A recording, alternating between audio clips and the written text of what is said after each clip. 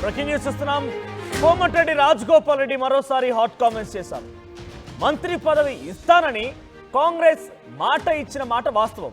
అయితే ఆలస్యమైనా పర్లేదు, ఎదురు చూస్తాను. నాకు ఓపిక చాలా ఉంది. కానీ అన్యాయం జరిగితే ప్రభుత్వంతో పోరాటానికైనా సిద్ధంగా ఉన్నానని చెప్పి రాజగోపాల్ రెడ్డి మరోసారి చాలా స్ట్రైట్గా వార్నింగ్ ఇచ్చారు. ఆయన ప్రభుత్వానికే సమయం ఇచ్చారు.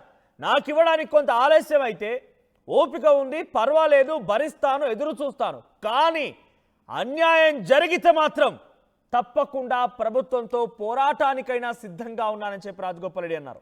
రాజగోపాల్ రెడ్డిని ఎవరు ఇన్ఫ్లుయెన్స్ చేయలేరు. అవసరమైతే ఎంతకైనా తగ్గిస్తా, ఎంత దూరమైనా వెళ్తానని చెప్పి రాజగోపాల్ రెడ్డి అన్నారు. ఒకసారి డైరెక్ట్గా ఆయన ఏం మాట్లాడారో ఆయన మాటలను విందాం. మాట వాస్తవము. తిరిగి కాంగ్రెస్ పార్టీలో చేరినప్పుడు మంత్రి పదవి ఇస్తానని, అది ఆలస్యమైనా పర్వాలేదు, నేను ఎదురు చూస్తా, ఓపిక ఉంది, నాకు అన్యాయం జరిగినా పర్వాలేదు, కానీ మున్గోడు ప్రజలకు అన్యాయం జరిగే ఏ పని చేసినా సరే నా నిర్ణయం ఎంత దూరమైనా పోతా అని చెప్పిన. అంటే దాని అర్థమైంది, మీరు అర్థం చేసుకోవాల్సింది, మీరు ఎవరైనా ఆలోచన చేయొచ్చు. రాజగోపాల్ రెడ్డి అనే వ్యక్తి నన్ను ఇన్ఫ్లుయెన్స్ చేయడం అంటే అది ఎవరి వల్ల అయ్యే పని కాదు. మన వాళ్ళకి నిజంగా అన్యాయం అవుతుందంటే, నిజంగా ఈ ప్రాంత ప్రజలకు అన్యాయం అవుతుంది అని అంటే నేను ఎంత దూరమైనా పోతా, ఎంత ఎంత త్యాగమైనా చేస్తా, ఎంత కొట్లాడైనా చేస్తా, నీకు భయపడేటువంటి కాదు. మనం అవసరమైతే వేరే మంది అయినా సరే ఎటువంటి పెద్ద కార్యక్రమాలు చేసేందుకు మీరు కూడా తయారు ఉండండి. ఎక్కడికక్కడ ప్రభుత్వం స్తంభించలే సాధ్యమైతే మామూలు కాదు. నీకు ముందే చెప్తున్నా, ఈ party ruling party, Congress party MLA అయినా, కాంగ్రెస్ పార్టీ ఎమ్మెల్యే నియోజకవర్గంలో అన్యాయం జరిగితే అవసరమైతే ప్రభుత్వంతో కూడా పోరాటం చేసేందుకు సిద్ధంగా ఉన్నా చెప్తున్నా. రాజగోపాల్ రెడ్డిని ఎవరు ఇన్ఫ్లుయెన్స్ చేయలేరు. నేను పార్టీ కాంగ్రెస్లో మళ్ళీ చేరినప్పుడు నాకు మంత్రి పదవి ఇస్తానని ఇచ్చిన మాట వాస్తవమే. కానీ ఇప్పటికీ ఆలస్యమైనా కొంత ఎదురు చూస్తాను, పర్వాలేదు, ఓపిక బాగానే ఉంది. కానీ అన్యాయం జరిగితే మాత్రం ప్రభుత్వం కాంగ్రెస్ది ఉన్నా ఎవరిదున్నా పోరాటం మాత్రం తప్పదు అని చెప్పి ఆయన చాలా స్ట్రైట్గా అల్టిమేటం జారీ చేశారు ఆయన. మరి రాజగోపాల్ రెడ్డి వ్యాఖ్యలపైన కాంగ్రెస్ రియాక్షన్ ఏంటో తెలుసుకుందాం. మా ప్రతినిధి మధు ఫోన్ సిద్ధంగా ఉన్నారు. మధు, సో రాజగోపాల్ రెడ్డి మరోసారి మంత్రి పదవి మాటెత్తారు. కొన్ని రోజుల పాటుగా ఆయన వారం 10 రోజుల పాటు కొంత సైలెంట్గా ఉన్నట్టు అనిపించినా కూడా మళ్ళీ మంత్రి పదవి మాటెత్తుకొచ్చారు. మంత్రి పదవి ఇవ్వడం కోసం వాళ్ళు నాకు మాట ఇచ్చారు, నాకు ఓపిక ఉంది, సహనం ఉంది, నేను కొన్ని రోజుల పాటుగా ఎదురు చూస్తాను, పర్వాలేదు, కానీ అన్యాయం జరిగితే మాత్రం ప్రభుత్వం పైన తిరగబడతా, పోరాటం చేస్తా. అంటే ఆయన ఉద్దేశం ఏంటి? డెఫినెట్గా ఆయన ఒక యుద్ధానికి సిద్ధమేరని చెప్పాలా? మంత్రి పదవిలో అవకాశం రాకపోతే ఆయన ఇంతకన్నా తెగించే అవకాశం కనబడుతుందా?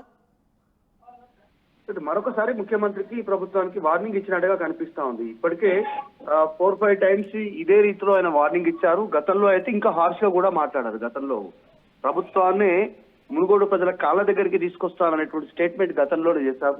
నాకు మంత్రి పదవి రాకుండా ఒక ముఖ్య నాయకుడు అడ్డుకుంటున్నట్టు డైరెక్ట్ ముఖ్యమంత్రినే టార్గెట్ చేశారు.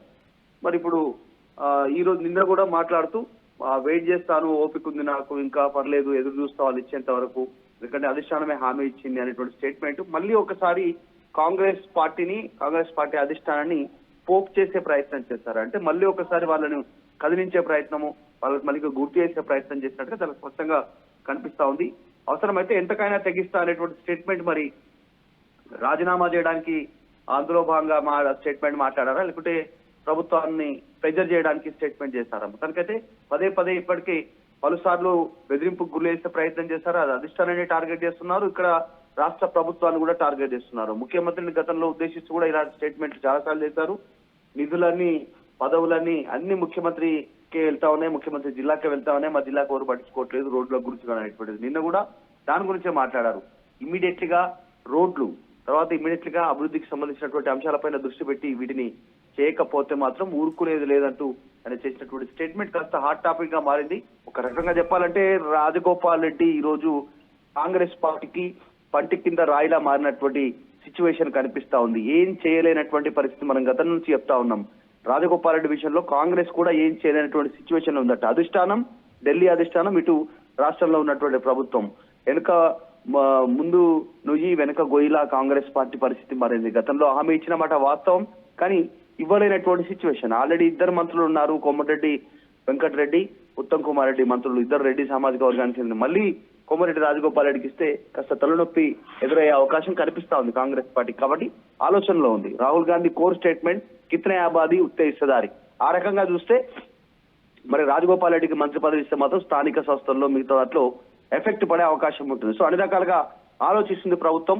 మరి రాజగోపాల్ రెడ్డికి మంత్రి పదవి ఇప్పట్లో లేనట్టే అనేటువంటి చాలా రోజులుగా చర్చ కొనసాగుతుంది. కానీ రాజగోపాల్ రెడ్డి మాత్రం పట్టు వీడకుండా పదే రిపీటెడ్ గా ఎదురు చూస్తాను, ఓపిక ఉంది, ఇంకా నాకు నమ్మకం ఉంది అనేటువంటి స్టేట్మెంట్ మంత్రి పదవిని పట్టుకోవడానికి ఆయన ఊగిసలాడుతున్నట్టుగా ఉంది. ఒకవేళ ఇవ్వరు అని తెలిస్తే మాత్రం ఆయన నిజంగానే సెన్సేషన్ నిర్ణయం ఏదో తీసుకునేటువంటి సిచ్యువేషన్ కనిపిస్తాం ఆయన మాటల ద్వారా చూస్తే. మనోజ్ రైట్. రాజగోపాల్ రెడ్డి మరోసారి ఈ రకంగా వ్యాఖ్యలు చేస్తూ మంత్రి పదవి అంటూ ఇంతలా ఆయన చూస్తున్నాం 2-3 నెలల నుంచి మాట్లాడుతున్నారు.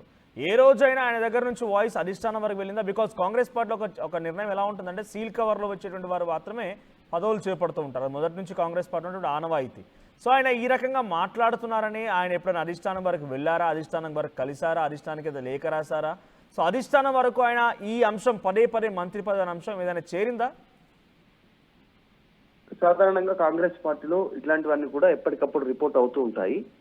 ఎవరో ఒకరు ఏదో రూపంలో అధిష్టానం దృష్టికి తీసుకెళ్లే ప్రయత్నం చేస్తారు. ఆఫ్ కోర్స్ కాంగ్రెస్ ప్రభుత్వమే ఉంది ఇక్కడ. దీనివల్ల జరుగుతున్నటువంటి డ్యామేజ్ వల్ల ప్రభుత్వం కూడా కాంగ్రెస్ అధిష్టానం దృష్టికి తీసుకుపోయే ఉంటుంది అనేటువంటి చర్చ ఉంది. ఎందుకు అంటే డైరెక్ట్ గా ఆయన ఒక్కరిని టార్గెట్ చేయట్లేదు. ఇక్కడ ప్రభుత్వ పథకాలను, ముఖ్యమంత్రిని, పార్టీని, అధిష్టానాన్ని అందరినీ టార్గెట్ చేస్తున్నారు. అవసరమైతే ప్రభుత్వాన్ని కాళ్ళ దగ్గరకు తెస్తాను అనేటువంటి స్టేట్మెంట్ ఉప ఎన్నికలకు సిద్ధమయ్యేటువంటి దాంట్లో భాగంగానే చేస్తున్నటువంటి సిచ్యువేషన్. ఖచ్చితంగా ఇలాంటి అంశాలను అధిష్టానం దృష్టికి ఇప్పటికే తీసుకెళ్లుంటారు ముఖ్యమంత్రి గాని, ఇంకా ఇక్కడ ఉన్నటువంటి పిసిసి గాని. మరి అధిష్టాన నిర్ణయం కూడా ఇక్కడ కీలకమే. మరి హామీ ఇచ్చాం ఖచ్చితంగా ఇవ్వండి అంటే ఏదో ఒక రూపాయన ఆయనకు ప్లేస్మెంట్ ఇవ్వాల్సినటువంటి సిచ్యువేషన్ ఉంటుంది. లేదు, సాధ్యపయ్యే పరిస్థితి లేదు ప్రస్తుత పరిస్థితుల్లో. అప్పుడు ఇచ్చిన మాట వాస్తవమే హామీ, కానీ ఇప్పుడు దాన్ని ఇంప్లిమెంట్ చేసే పరిస్థితి లేదని ఒకవేళ నిర్ణయం తీసుకుంటే కనుక రాజగోపాల్ రెడ్డి ఏదో ఒక నిర్ణయం తీసుకునే పరిస్థితి అయితే కనిపిస్తా ఉంది. Right, thank you Madhu. So మరోసారి రాజగోపాల్ రెడ్డి చాలా సీరియస్గా అటు ప్రభుత్వానికి వార్నింగ్ ఇచ్చారు. తనకి పార్టీ మారినప్పుడే మంత్రి పదవిలో అవకాశం కల్పిస్తామని చెప్తే నేను పార్టీ మారాను, నాకు ఆ హామీ ఇచ్చారు, ఇచ్చిన మాట వాస్తవమే, కానీ ఇప్పటివరకు ఇవ్వడం కుదరలేకపోయినా, మీకు కొంచెం సమయం లేకపోతే కుదరలేకపోయినా నేను సహనంతో ఉన్నాను, ఓపికతో ఉన్నాను, పర్వాలేదు, ఇంకా ఎదురు చూస్తాను, కానీ నాకు అన్యాయం జరిగినా, మునుగోడు ప్రజలకు అన్యాయం జరిగినా కూడా ఎట్టి పరిస్థితిలో ఊరుకునే ప్రసక్తే లేదంటూ రాజగోపాల్ రెడ్డి తన వార్నింగ్ని మరోసారి చెప్పి ప్రయత్నం చేశారు. సో పదే మంత్రి పదవి గురించి ఆయన పోరాటం కనబడుతోంది. మరి నిజంగానే ఆయన మంత్రి పదవి అని చెప్పి జపం చేస్తున్న నేపథ్యంలో మరి ఆ మంత్రి పదవి లభిస్తుందా లేదా చూడాల్సిన అవసరమైతే ఉంది. సో మీ అభిప్రాయం ఏంటి? రాజగోపాల్ రెడ్డి నిజంగానే మంత్రి పదవికి అర్హుడా?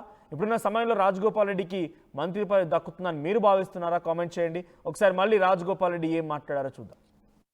మాట వాస్తవము. తిరిగి కాంగ్రెస్ పార్టీలో చేరినప్పుడు మంత్రి పదవి ఇస్తారని, అది ఆలస్యమైనా పర్వాలేదు, మీరు ఎదురు చూస్తా, ఓపిక ఉంది, నాకు అన్యాయం జరిగినా పర్వాలేదు, కానీ మునుగోడు ప్రజలకు అన్యాయం జరిగే ఏ పని చేసినా సరే నా నిర్ణయం ఎంత దూరమైనా పోతా అని చెప్పినాం. అంటే దాని అర్థమైంది, మీరు అర్థం చేసుకోవాల్సింది, మీరు ఎవరైనా ఆలోచన చేయొచ్చు. రాజగోపాల్ రెడ్డి అనే వ్యక్తి నన్ను ఇన్ఫ్లుయెన్స్ చేయడం అంటే అది ఎవరి వల్ల అయ్యే పని కాదు. మన వాళ్ళకి నిజంగా అన్యాయం అవుతుందంటే, నిజంగా ఈ ప్రాంత ప్రజలకు అన్యాయం అవుతుంది అని అంటే నేను ఎంత దూరమైనా పోతా, ఎంత త్యాగమని చేస్తా, ఎంత కొట్లాడని చేస్తా, నీకు భయపడేటువంటి కాదు. మనం అవసరమైతే వేరే మంది అయినా సరే ఎటువంటి పెద్ద కార్యక్రమాలు చేసేందుకు మీరు కూడా తయారు ఉండండి.